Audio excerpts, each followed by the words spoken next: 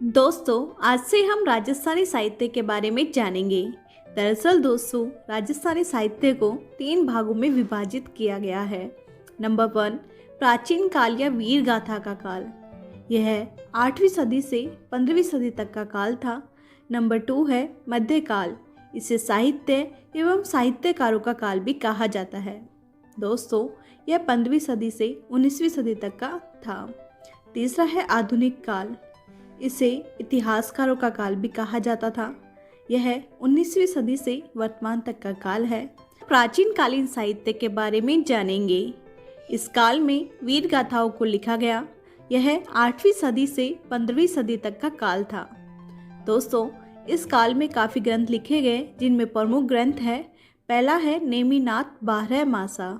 दूसरा है पृथ्वीराज रासो। तीसरा है पृथ्वीराज विजय। चौथा है रणमल चंद। पांचवा है बीसलदेव रासो। छठा है ढोला मारूरा दोहा। सातवां है अचलदास खिचड़ी वचनी का। आठवां है हमीर महाकाव्य। नौवां है ब्रह्मा स्फुट सिद्धांत। 10वां है शिशुपालवत वध।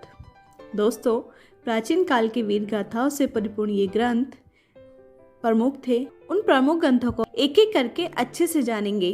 पहला है नेमिनाथ बारह मासा। दोस्तों, यह ग्रंथ पालन कवि ने मारू गुर्जर भाषा में 70 दोहों में जैन धर्म के 22वें तीर्थंकर नेमिनाथ जी की वीर गाथा को बताया गया है। दूसरा है पृथ्वीराज रासो। दोस्तों, यह ग्रंथ पिंगल भाषा में कवि चंद्रबरदाई ने शुरू किया था, लेकिन पूरा उनके पुत्र जलहर ने किया। इस ग्रंथ में अजमेर के चौहान शासकों के साथ साथ पृथ्वीराज तृतीय की भी वीर गाथा को जगह दी गई है। वहीं पृथ्वीराज तृतीय और संयोगिता के प्रेम संबंधों का भी वर्णन है। अब ग्रंथ पृथ्वीराज विजय के बारे में जान लेते हैं। दोस्तों, पृथ्वीराज विजय जयानक ने संस्कृत भाषा में लिखा और पृथ्वीराज विजय में अजमेर के सचित्र वर्णन के साथ साथ पृथ्वीराज तृतीय के सैनिक अभियानों का भी वर्णन है। चौथा ग्रंथ है रणमल चंद्र। दोस्तों, इस ग्रंथ को 70 छंदों में पिंगल भाषा में श्रीधर व्यास ने लिखा और इस ग्रंथ में मारवाड़ के शासक राव रणमल और पाटन के शासक मुजफ्फर शाह के मध्य युद्ध का वर्णन है। दोस्तों, रणमल की इस युद्ध में विजय का भी उल्लेख किया गया है। पांचवा ग्रंथ है बीसलदेव रासो। इसे गोडवाड़ी भाषा में नरपति नालन ने बीसलदेव चौहान और धार की राजकुमारी राजमती के प्रेम संबंधों का वर्णन करते हुए लिखा है। नंबर 6, ढोला मारूरा दोहा। इसे कवि कल्लोल या कुशलाभ ने निंगल भाषा में लिखा है, जिसमें ढोला और मारू के विवाह का वर्णन है। दोस्तों, इसमें ढोला की आयु को 3 वर्ष और मारू की आयु को 1.5 वर्ष बताया गया है।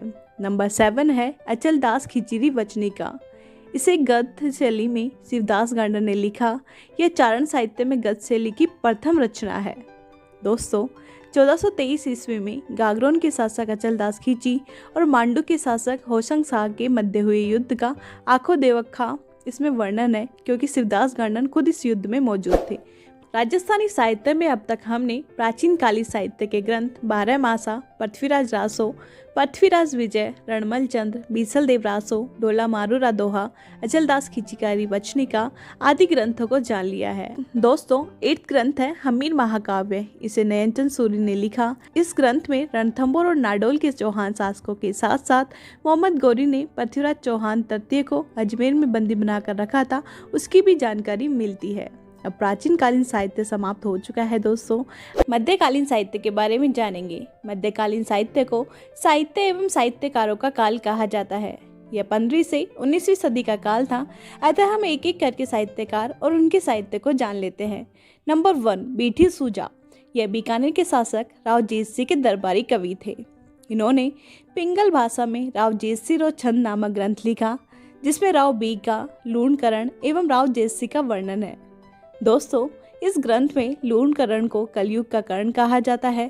साथ ही इसमें राव जेतसी के सैन्य अभियानों की जानकारी, 1534 में कामरान और राव जेतसी के मध्य हुए युद्ध का वर्णन तथा राव जेतसी की विजय का उल्लेख है। दोस्तों, मुणोत नैन सिंह जोधपुर के जिन परिवार से संबंध रखते थे, वहीं ये जोधपुर के महाराजा जसवंत सिंह प्रथम के दरबारी कवि थे। साथ ही साथ इन्हें राजपुताने का अबुल फजल की भी संज्ञा देवी मुंशी प्रसाद ने दी। दोस्तों, मुणोत नैन्सी के प्रमुख ग्रंथ है। पहला नंबर है मुणोत नैन्सी रिख्यात, दूसरा है मारवाड़ा परगनारी विगत। इसे राजस्थान का गजेटियर भी कहा गया है। दोस्तों, मुणोत नैन्सी ने आत्महत्या की थी क्योंकि दक्षिण भारत यात्रा पर जसवंत सिंह प्रथम व मुणोत नैन्सी के मध्य विवाद हो गया था। महाराजा ने नैन्सी को बंदी बना दिया। इसके बाद नैन्सी व उनके भाई सुंदर सिंह ने आत्मग्लानि के कारण आत्महत्या कर ली। अबुल फजल को जानेंगे। दोस्तों, अबुल फजल नागौर के शेख मुबारक खां के पुत्र थे। भाई फैजी तथा अबुल फजल अकबर के दरबारी नवरत्नों में से एक थे। दोस्तों, अबुल फजल जहांगीर के साथ दक्षिण भारत गए थे, जहां पर जहांगीर और इनमें विवाद हो गया, जिससे नाराज होकर जहांगीर ने अबुल फजल की हत्या बुंदेलखंड के शासक वीर सिंह बुंदेला से करवा दी। दोस्तों, अबुल फजल के ग्रंथ है अकबरनामा फारसी भाषा में। इसमें 21 अध्याय है, जिसमें से पहला अध्याय आईने अकबरी है। दूसरा ग्रंथ है तुजुके बाबरी, इसे तुर्की भाषा में लिखा गया है। इसका फारसी में अनुवाद किया गया है, जो बाबरनामा कहलाया। अब हम कवि दुर्साहड़ा के बारे में जानेंगे। दोस्तों, प्रारंभ में तो दुर्साहड़ा अकबर के दरबारी कवि थे, किंतु बाद में अकबर का दरबार छोड़कर सिरोही के शासक सुल्तान देवरा के दरबार में चले गए।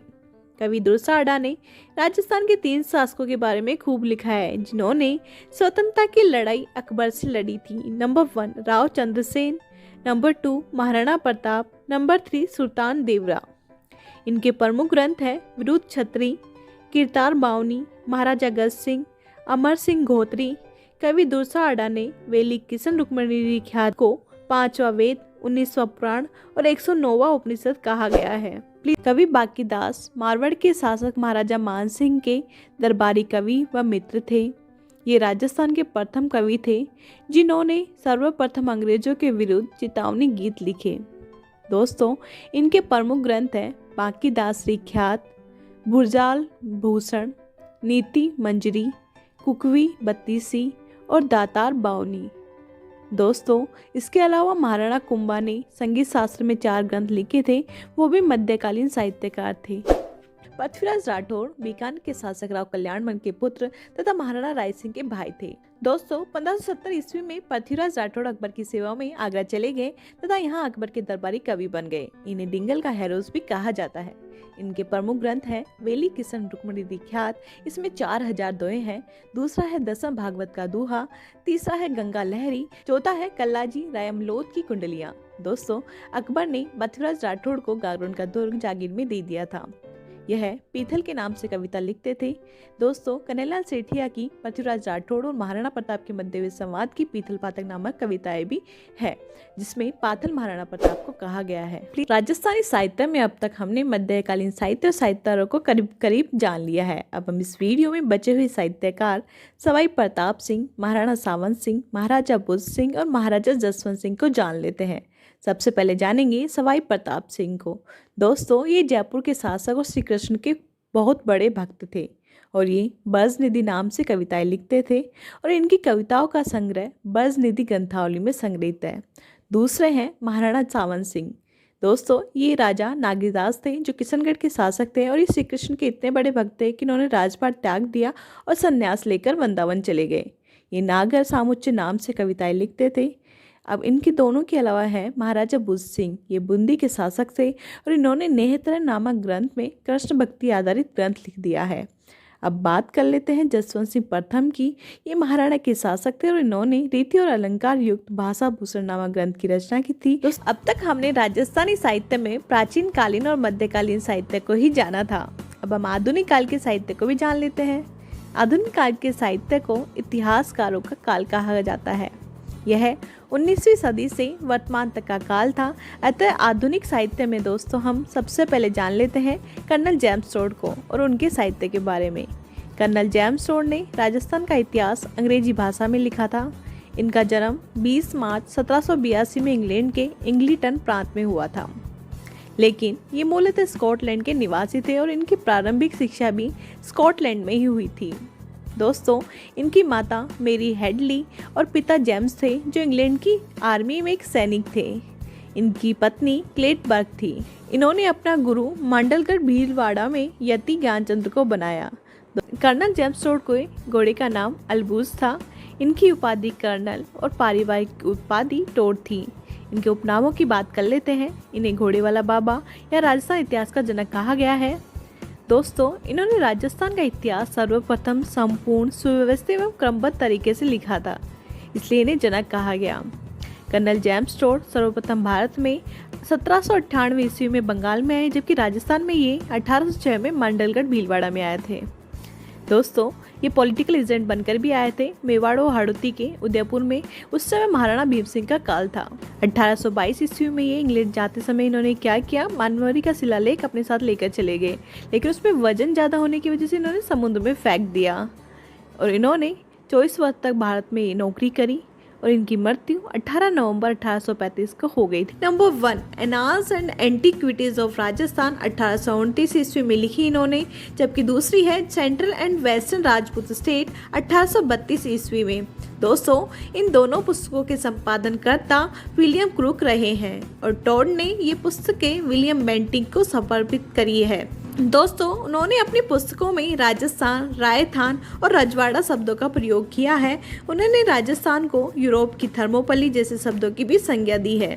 साथ ही उनकी एक और पुस्तक पश्चिमी भारत की यात्रा, ट्रेवल्स ऑफ वेस्टर्न इंडिया 1829 ईस्वी में प्रकाशित हुई, जिसके संपादक व प्रकाशक क्लेटवर्थ थे।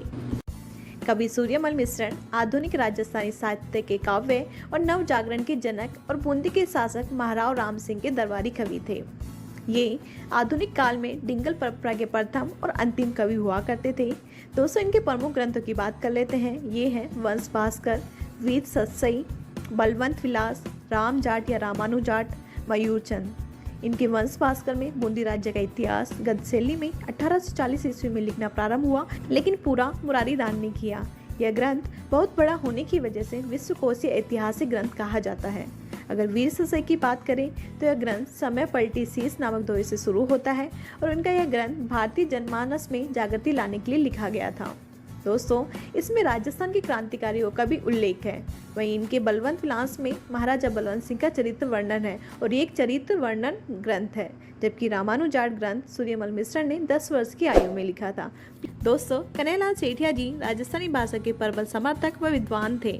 इनका जन्म 1919 ईस्वी में सुजानगढ़ चूरू में हुआ और इनका केंद्र राजस्थान व कोलकाता हुआ करता था। दोस्तों, इनके प्रमुख ग्रंथों की बात कर लेते हैं। ये है पीथल या पाथल, धरती धोरारी, लील टांस, काको रोड से हिंदी, हल्दी घाटी, मींझर, हेमाणी, मायड्रो हेलो, वन फूल, लोक लिकाड़ो। दोस्तों, इनको काफ़ी पुरस्कारों से भी नवाजा गया है, जैसे पद्मश्री भारत सरकार द्वारा, राजस्थान रत्न राजस्थान सरकार द्वारा मरणोपरांत, ज्ञानपीठ पुरस्कार राजस्थानी साहित्य व भाषा संस्कृति अकादमी बीकानेर द्वारा, सूर्यमल मिश्रण अवार्ड श्री राजस्थानी साहित्य भाषा एवं संस्कृति अकादमी बीकानेर द्वारा और राजस्थानी साहित्य अकादमी पुरस्कार। गौरीशंकर हीराचंद ओझा को जानेंगे। ये राजस्थान के पूर्ण इतिहासकार और राजस्थान का गिबरन आदि नामों से जाने जाते हैं। इनका जन्म 1883 ईस्वी में रोहिड़ा सिरोही में और शिक्षा मुंबई या बम्बई में हुई। दोस्तों, ओझा जी उदयपुर में महाराणा सज्जन सिंह के दरबार में रहे तथा कवि राजा श्यामल दास ददवाड़िया इनके गुरु रहे। इन्होंने 50 से भी ज़्यादा ग्रंथ लिखे और राजस्थान का इतिहास शुद्ध रूप में लिखा। वहीं कर्नल टोड के द्वारा लिखे गए अंग्रेजी में राजस्थान के इतिहास को इन्होंने हिंदी में अनुवाद कर दिया। साथ ही साथ राजस्थान की विभिन्न रियासतों का इतिहास इन्होंने राजपूताना के इतिहास के नाम से लिखा। दोस्तों, गौरीशंकर ओझा जी का प्रसिद्ध ग्रंथ भारतीय प्राचीन लिपिमाला है और इन्होंने मुणत नैसरी ख्यात का संपादन भी किया था। वह वर्ष 1914 में अंग्रेजों ने इन्हें राय बहादुर की उपाधि भी दी। दोस्तों, इन्होंने गिनीज बुक ऑफ वर्ल्ड में अपना नाम भारतीय लिपि का शास्त्र अंकन करके लिखवाया। तक हमने राजस्थानी साहित्य में राजस्थानी साहित्य के तीनों भागों प्राचीन काल, मध्यकाल और आधुनिक काल को जान लिया है। अब हम इस वीडियो में अन्य इम्पोर्टेंट पॉइंट्स भी जान लेते हैं। जैसे राजस्थानी भाषा की प्रथम रचना है भट्टेश्वर बाहुबली घोर। इसे मारू गुर्जर भाषा में ब्रजसेन सूर्य ने रचा। यह भरत व बाहुबली के मध्य युद्ध का वर्णन करती है। दूसरा है संवत का उल्लेख करने वाली राजस्थानी भाषा की प्रथम रचना भरत बाहुबली रास। इसकी रचना शालिभद्र सूरी ने मालू गुज्जर भाषा में करी है। राजस्थानी भाषा की प्रथम वचनिका है अचलदास खिचड़ी वचनिका, जो शिवदास गांडन ने रची। राजस्थानी भाषा का प्रथम उपन्यास है कनक सागर, जो शिवचंद्र भरतिया ने लिखा। और प्रथम नाटक की बात कर लेते हैं, ये है केसर विलास। वही प्रथम कहानी विश्रांत प्रवास है। दोस्तों, इनके अलावा स्वतंत्रता काल के प्रथम उपन्यास की बात करें तो ये है ओभे पटकी, जो कि श्री लाल नटवल जोशी ने लिखा। और आधुनिक राजस्थानी काव्य की प्रथम रचना है बादली, जो चंद्र सिंह बिरसाली ने रची। दोस्तों, अब अन्य ग्रंथों की बात करें तो ये है एक बींदनी दो बीन। दोस्तों, इसी के साथ हमारा साहित्य टॉपिक समाप्त होता है। प्लीज़ लाइक से सब्सक्राइब।